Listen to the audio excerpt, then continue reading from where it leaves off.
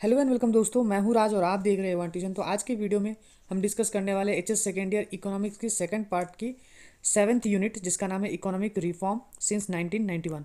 तो इस वीडियो में जो है ना, हम लोग पहले इंपॉर्टेंट क्वेश्चन आंसर्स को भी देखेंगे, सिलेबस को भी देखेंगे, जो कि इस साल इंपॉर्टेंट होने वाला है एग्जाम्स में। तो सबसे पहले हम लोग सिलेबस को थोड़ा सा डिस्कस करेंगे कि इसमें बोर्ड की तरफ से क्या क्या दिया गया है कि हम लोग को पढ़ के जाना चाहिए। फिर मैं इंपॉर्टेंट क्वेश्चन आंसर्स पे आऊँगा। तो चलिए देखते हैं। तो सबसे पहले ना देखो, यहाँ पे समझने की कोशिश करो कि सबसे पहले दिया क्या है। तो रैशनल ऑफ इकोनॉमिक रिफॉर्म्स यानी लिबरलाइजेशन, प्राइवेटाइजेशन और ग्लोबलाइजेशन के बारे में appraisal economic reform in India, features and appraisals, liberalisation, globalisation, privatisation, LPG policies के बारे में हम लोग को बताना है यहाँ पे। तो ये तो बोर्ड की तरफ से सिलेबस इशू किया गया। अब इससे क्वेश्चन कैसे बनेंगे, एग्जाम से पूछे कैसे जाएंगे, वो हम लोग देखते हैं। वीडियो अगर पसंद आए, वीडियो के पीडीएफ अगर पसंद आए तो डिस्क्रिप्शन में दी गई लिंक पे जाके आप छोटी सी पेमेंट करके ये ले सकते हो। तो सबसे पहले हम लोग शॉर्ट क्वेश्चन से स्टार्ट करेंगे।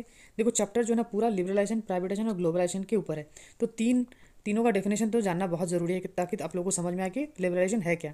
तो लिबरलाइजेशन का मतलब है जितने भी अननेसेसरी कंट्रोल्स है और ट्रेड एंड इंडस्ट्रीज़ जो इम्पोज किए गए हैं गवर्नमेंट के द्वारा, उसको हटा देना। यानी कि सारे कंट्रोल्स और भी जितने भी ट्रेड बैरियर्स है, जितने भी रिस्ट्रिक्शन है गवर्नमेंट के द्वारा लगाई गई हैं इंडस्ट्रीज और ट्रेड के ऊपर, वो सब सारे को हटा दिया जाएगा। नेक्स्ट है डिफाइन प्राइवेटाइजेशन। तो प्राइवेटाइजेशन का मतलब क्या है तुम्हारा? प्राइवेटाइजेशन का मतलब है जो प्राइवेट सेक्टर है उसको अलाउ किया जाए ताकि ऑपरेशंस और ओनरशिप प्रोडक्शन यूनिट में उनका भागीदारी ज़्यादा हो। यानी कि हर सेक्टर में जो है ना प्राइवेट कंपनीज ज़्यादा आए, प्राइवेट मैन्युफैक्चरिंग बिजनेस ज़्यादा हो, सब कुछ में प्राइवेटाइजेशन का भागीदारी ज़्यादा हो और गवर्नमेंट जो है ना पब्लिक सेक्टर को थोड़ा सा कम कर दे। नेक्स्ट है डिफाइन ग्लोबलाइजेशन। तो ग्लोबलाइजेशन का मतलब क्या है? तो ग्लोबलाइजेशन का मतलब यहाँ पे है कि जब एक इकोनॉमी किसी और इकोनॉमी, वर्ल्ड के किसी और इकोनॉमी के साथ जुड़ जाता है या फिर वर्ल्ड के इकोनॉमी के साथ जुड़ जाता है, उसको हम लोग ग्लोबलाइजेशन कहते हैं।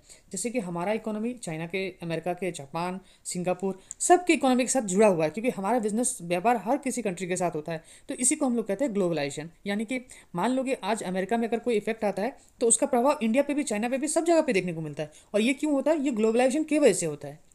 नेक्स्ट हमारा व्हाट इज़ डब्ल्यूटीओ। डब्ल्यूटीओ क्या है? तो डब्ल्यूटीओ एक संस्था है जहाँ पे वेरियस जो ट्रेडिंग कंट्रीज़ है, यहाँ पे ये अपने पॉलिसीज की ट्रेड को किस तरीके से पॉलिसीज़ बनाए जाएंगे, यानी कि किस तरीके से फ्री एंड फेयर वे में ट्रेड होगा, तो उसके पॉलिसीज़ के लिए एक संस्था होना ज़रूरी है ताकि वो सबके ऊपर नज़र रखे। तो कोई ट्रेड कम, मतलब टैक्स का ही कोई कम लगा रहा है, कोई ज़्यादा लगा रहा है, ऐसा हो जाएगा। अगर कोई कंट्रीज ज़्यादा टैरिफ बैरियर्स लगा दे रहा है तो उनको डब्ल्यूटीओ रोकने की कोशिश करेगा। तो ये सब डब्ल्यूटीओ में होता है, ठीक है। नेक्स्ट है हमारा डब्ल्यूटीओ। जैसे कि तुम्हारा डब्ल्यूटीओ कब फाउंड हुआ था, डिफाइन डिसइन्वेस्टमेंट, डिसइन्वेस्टमेंट क्या है, डिफाइन फिजिकल डेफिसिट। तो ये सब शॉर्ट क्वेश्चंस में आप लोगों को पढ़ना है। How many countries are there member at WTO, inflation क्या होता है, ठीक है।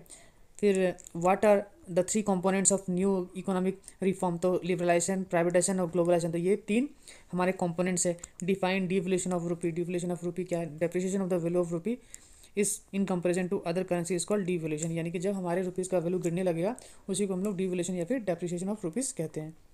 मैरिट्स पढ़ना बहुत ज़रूरी है, right. Merits of liberalisation. Liberalisation का फ़ायदा क्या हुआ?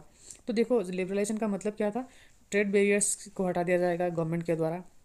तो क्या होगा उससे? जो विदेशों से है नया टेक्नोलॉजी मिलेगा, हम लोग को नई मशीन्स मिलेगा। तो users of new machines and technology, no government interference in production, free flow of foreign investment, freedom of from bureaucracy. तो ये कुछ फ़ायदा होगा लिबरलाइजेशन। तो लिबरलाइजेशन, प्राइवेटाइजेशन और ग्लोबलाइजेशन तीनों के जो है ना मेरिट्स एंड डिमेरिट्स पढ़ना मत भूलना। Right the merits of privatisation. Privatisation का मेरिट क्या है? Reduction in extra burden on government. जो गवर्नमेंट के ऊपर एक्स्ट्रा बर्डन बना रहता है, अब वो जो है ना वो प्राइवेट कंपनी या फिर प्राइवेट लोगों के द्वारा भी कम किया जा सकता है। यानी कि जब बहुत सारे प्लेयर आ जाएंगे मार्केट में तो उससे क्या होगा? सरकार का बर्डन थोड़ा ऑटोमेटिकली कम हो जाता है। Control over the poor performance of public sector. यानी कि जो पुअर परफॉर्मेंस हो रहा था, मान लो बीएसएनएल का एग्जांपल लेते हैं। तो बीएसएनएल एक ऐसा कंपनी था जो कि बहुत ख़राब परफॉर्म कर रहा था। अब प्राइवेट प्लेयर आ गया, जियो, एयरटेल, वोडाफोन आइडिया, ये सब आ गए। तो ये सब आने के बाद जो है ना कंपटीशन बढ़ जाता है और परफॉर्मेंस थोड़ा सा बढ़ जाता है। इससे पब्लिक को बेनिफिट होता है।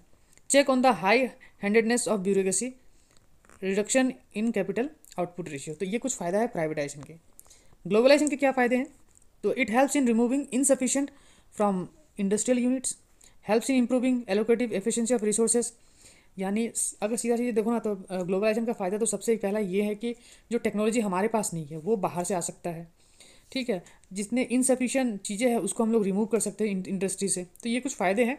यहाँ पे भी और भी कुछ फ़ायदे लिखे हैं, ये आप लोग फ़ायदे पढ़ सकते हो। अब डीमेरिट्स, लिबरलाइजेशन का डीमेरिट्स क्या है? तो सबसे पहले तो जितने भी कैपिटलिज्म में डीमेरिट्स है वो सारे यहाँ समझ लो, पूंजीवादी जो कंट्री में होते हैं वो सब सारे यहाँ पे समझ लो।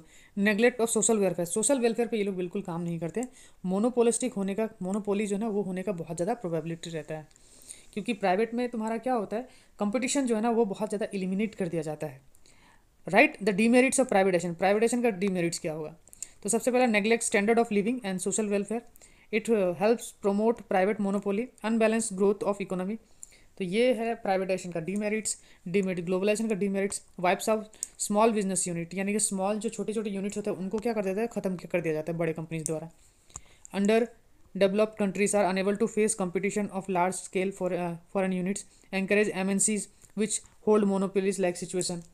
फिर difference between privatisation and globalisation के बीच में पढ़ना, लिबरलाइजेशन प्राइवेटाइजेशन के बीच में पढ़ना। तो ये सब डिफरेंस बिटवीन जो है ना आप लोग तैयार करके रखना, एग्जाम में किसी भी तरीके से क्वेश्चन पूछे जा सकते हैं। अब सबसे पहले तो जान लो कि ये चैप्टर इकोनॉमिक रिफॉर्म के बारे में है, 1991 के बाद जो हुआ। तो इकोनॉमिक रिफॉर्म का मतलब क्या है, तो वो तो जानना बहुत ज़रूरी है। तो ये इकोनॉमिक रिफॉर्म का मतलब होता है यहाँ पे ऐसे वेरियस मेजर्स लिए गए 1991 के बाद, जहाँ पे एक एनवायरनमेंट बनाया जा सके ताकि जो हमारा देश है ना वो तरक्की के रास्ते पे जाए, इकोनॉमिक ग्रोथ हो, लोगों को जॉब्स मिले, प्रॉस्पेरिटी हो, विदेशों से निवेश आए, टेक्नोलॉजी अपग्रेड हो। तो इन सब सारी चीज़ों के लिए बिजनेस बढ़े, इंडस्ट्री फैले, इंडस्ट्री सेटअप हो, तो इन सब चीज़ों के लिए इकोनॉमिक रिफॉर्म किया गया था 1991 में। अब इम्पैक्ट ऑफ WTO क्या है, ऑब्जेक्टिव ऑफ WTO का ऑब्जेक्टिव क्या है, बहुत ज़रूरी है। To ensure the reduction of tariffs and other barriers on the trade, जो भी बिजनेस करने में, ट्रेड करने में जो दिक्कतें आती है, कुछ कंट्रीज होते हैं टैरिफ्स लगा देते हैं बहुत ज़्यादा, यानी कि समझ लो कि मान लो कि हमें एक्सपोर्ट करना है चावल किसी और कंट्रीज़ में, तो वो कंट्री क्या कर सकता है, वो हो सकता है कि टैक्स लगा दे बहुत ज़्यादा, ताकि उनके लोकल मैन्युफैक्चरर को प्रॉब्लम ना हो। तो इससे क्या होता है, अगर ज़्यादा हद से ज़्यादा टैक्स लगाएंगे तो हम लोग WTO में जाके कंप्लेन कर सकते हैं। तो ये सब चीज़ों को WTO देखता है। To enlarge production and trade services, ज़्यादा से ज़्यादा प्रोडक्शन और ट्रेड सर्विसेज बढ़े ताकि व्यापार बढ़े। Optimum utilisation of world resources, दुनिया के जितने भी रिसोर्सेज है सारे के सारे जो है ना यूज़ होना चाहिए। जैसे मान लो फॉर एग्जांपल इंडिया में बहुत ज़्यादा चावल उगता है, तो ये चावल जो है ना बाकी दुनिया के लोगों को मिले, तो ये भी वो ख्याल रखता है, क्योंकि रिसोर्सेज जो है ना ज़्यादा से ज़्यादा इस्तेमाल होना चाहिए, बेकार नहीं जाना चाहिए। To provide greater market access to all member countries, जितने भी मेंबर कंट्रीज है उसको एक बड़ा मार्केट का एक्सेस मिल जाए।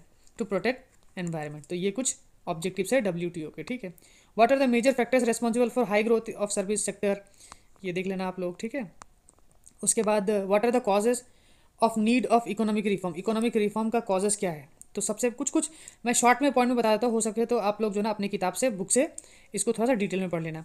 जैसे कि excessive financial deficit, balance of payment deficit, rise in prices, reduction in foreign exchange reserve, poor performance of public sector, gulf crisis और एक्सेसिव कंट्रोल। तो इसके वजह से ना जो ना इकोनॉमिक रिफॉर्म हुआ था। इसमें से मैं 2-4 पॉइंट्स नीचे बता दूंगा आप लोगों को, ताकि जो थोड़ा सा अगर बड़ा आंसर आए 4 to 6 मार्क है तो आप लोग लिख पाओगे, ठीक है। लेकिन अगर शॉर्ट में अगर आप लोगों को याद नहीं रहता है बड़े आंसर्स, तो ये कुछ पॉइंट्स आप लोग लिख के आ सकते हो। इकोनॉमिक रिफॉर्म बहुत इंपॉर्टेंट है। वाई इकोनॉमिक रिफॉर्म्स और इकोनॉमिक पॉलिसीज इज़ यूजफुल, क्यों ये यूजफुल है इकोनॉमिक रिफॉर्म या फिर इकोनॉमिक पॉलिसी। तो सबसे पहला, increase in the rate of economic growth, तो इकोनॉमिक ग्रोथ बढ़ जाता है इससे। कॉम्पिटिटिवनेस आ जाता है इंडस्ट्रियल सेक्टर में, एक दूसरे से कंपटीशन हो जाता है, क्योंकि बाहर की कंपनीज आएंगे, सेटअप होगा, तो भी तो जैसे कि मान लो कि टाटा अगर अकेला ही कंपनी हुआ इंडिया में, तो वो क्या करेगा, मोनोपोली एंजॉय करेगा, तो उससे कंपटीशन बढ़ेगा ही नहीं, लोगों को अच्छा फैसिलिटी मिलेगा ही नहीं। अब हुंडई हो गया, किया हो गया, और भी बहुत सारे MG हो गए, सारे कंपनीज आ रहे हैं, कंपटीशन बहुत क्रिएट कर रहा है, तो इससे इंडस्ट्रियल सेक्टर ग्रो होता है। Reduction of property and inequality, property और इनइक्वालिटीज़ में भी कमी आता है। Encouraging private sector, private sector को बहुत ज़्यादा बूस्ट मिलता है। तो ये सब कुछ फ़ायदे से रिफॉर्म्स होने पे। इज़ इकोनॉमिक पॉलिसी हार्मफुल, क्या ये हार्मफुल है, अगर हाँ तो कैसे, थोड़ा सा हम लोग को बताना। If so then how. तो कुछ रीजंस, कुछ कारणों से ये हार्मफुल हो सकता है कुछ सेक्टर्स के लिए। जैसे कि इकोनॉमिक रिफॉर्म एग्रीकल्चर सेक्टर को बिल्कुल ही नेग्लेक्ट कर देता है, क्योंकि एग्रीकल्चर सेक्टर से लोग ऐसा लगता है ये बहुत अनप्रोफेशनल है और बहुत ज़्यादा हाईलाइटेड चीज़ भी नहीं है। दूसरी बात है मोर डिपेंडेंस ऑन फॉरेन डेप्ट, तो जो फॉरेन डेप्ट है उसके ऊपर ज़्यादातर कंट्रीज निर्भर हो जाते हैं। Problem of unemployment, loose of economic sovereignty, यानी कि जो देश है वो एक तरीके से दूसरी कंट्री के प्रभाव में धीरे धीरे आने लगता है। अगर किसी कंट्रीज़ के से आप अगर बहुत ज़्यादा इंपोर्ट कर रहे हो तो वो क्या कर सकता है, वो आपके सोवरेनिटी को कंट्रोल कर सकता है। Pressure of world bank and IMF, pressure of world bank और IMF भी हो सकता है कि ये करो वो करो ऐसे करो।